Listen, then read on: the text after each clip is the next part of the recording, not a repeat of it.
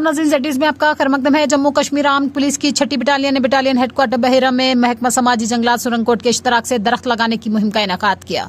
Battalion headquarter के अहाते में देवदार के मुतअद्दिद दरख्त लगाए गए। इसका मकसद ग्लोबल वार्मिंग के खिलाफ लड़ना और मौसमियाती तब्दीलियों पर उसके मनफी असरात को कम करना है।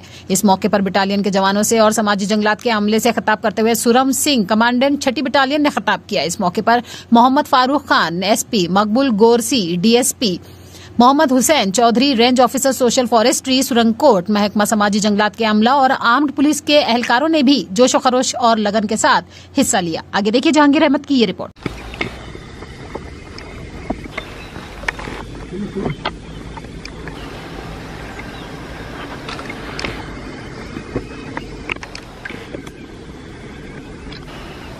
हो गया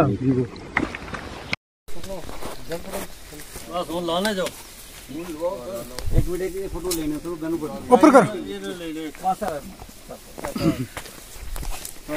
ऊंचा रखो। आप रखो।